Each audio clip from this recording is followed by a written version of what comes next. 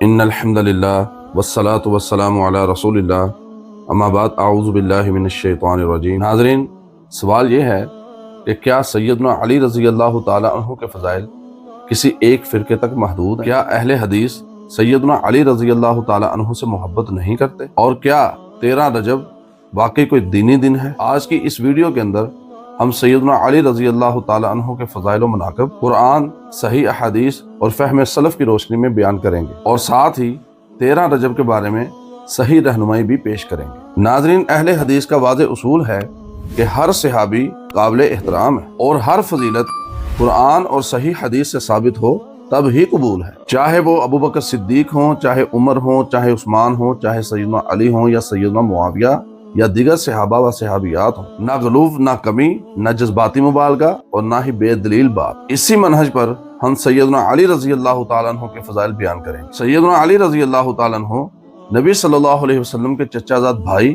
داماد رسول، فاطمہ کے شوہر، حسن و حسین کے والد اور چوتھے خلیفہ راشد تھے، اور یہ سب باتیں متفق علیہ ہیں۔ اللہ تعالیٰ قرآن میں فرماتے ہیں انما المؤمنون اخوہ، بے شک مومن آپس میں بھائی ہیں۔ یہ آیت تمام صحابہ کو شامل ہے اور سیدنا علی رضی اللہ تعالیٰ عنہ بھی اس میں سر فہرست ہے۔ اسی طرح فرمایا والسابقون الاولون من المہاجرین والانصار۔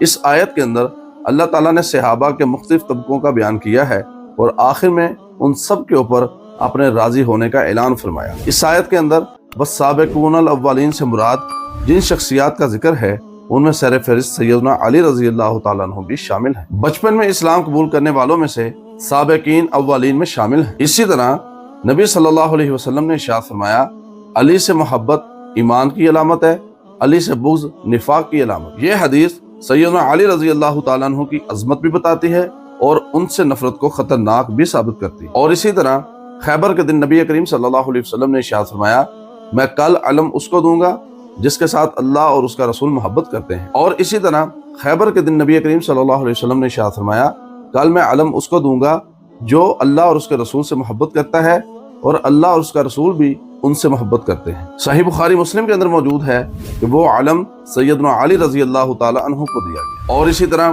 نبی صلی اللہ علیہ وسلم نے سیدنا علی رضی اللہ تعالی عنہ سے ارشاد فرمایا کہ تم میرے نزدیک وہی نسبت رکھتے ہو جو ہارون علیہ السلام موسیٰ علیہ السلام کے لیے رکھتے تھے سوائے نبوت کے، یعنی موسیٰ علیہ السلام کے بھائی جناب ہارون علیہ السلام نبی تھے، سیدنا علی نبی نہیں لیکن نبی صلی اللہ علیہ وسلم کے بھائی تھے اور خاص مقام و منزلت رکھتے تھے۔ یہ حدیث سیدنا علی کی نبی کریم صلی اللہ علیہ وسلم کے ہاں خاص اعتماد، قربت اور ایک عظیم مقام کی دلیل ہے۔ اور سیدنا علی رضی اللہ تعالیٰ عنہ نبی کریم صلی اللہ علیہ وسلم کی زبان نبوت سے جنت کی بشارت پانے والے 10 مبشرہ صحابہ میں بھی شامل ہیں، اور یہ بات اہل سنت اہل حدیث کے نزدیک مسلم ہے۔ اہل حدیث کہتے ہیں کہ سیدنا علی رضی اللہ تعالیٰ عنہ خلیفہ راشد تھے، علی حق پر تھے، علی عظیم صحابی تھے، لیکن سیدنا علی رضی اللہ تعالیٰ عنہ کو نبی سے بڑھانا یا دوسرے صحابہ کی تنقیص کرنا یہ باطل اور گمراہی ہے۔ اب آتے ہیں 13 رجب کی طرف۔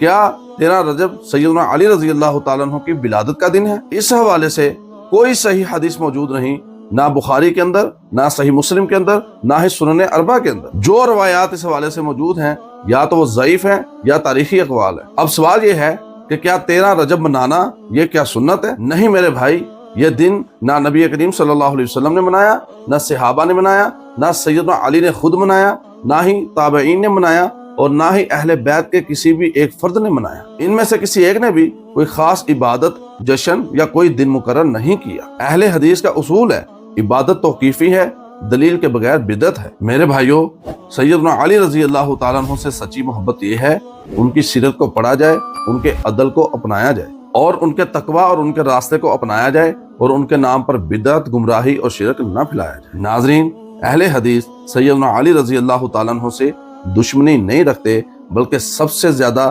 بہترین انداز میں صحیح دلائل کی روشنی میں سیدنا علی کے فضائل و مناقب کو بیان کرتے ہیں۔ ہم سیدنا علی رضی اللہ تعالیٰ عنہ سے محبت بھی کرتے ہیں، آپ کا احترام بھی کرتے ہیں، اور حق بھی وہی مانتے ہیں جو نبی صلی اللہ علیہ وسلم نے سکھایا۔ اللہ تعالیٰ ہمیں سیدنا علی رضی اللہ تعالیٰ عنہ کی سچی محبت نصیب فرمائے، دنیا میں رہتے ہوئے ان کی سیرت و کردار کو اپنانے کی توفیق عطا فرمائے، اور آخرت میں ہمیں سیدنا علی رضی اللہ تعالیٰ عنہ کے ساتھ جنت کے اندر بغیر حساب کے داخلہ نصیب فرمائے۔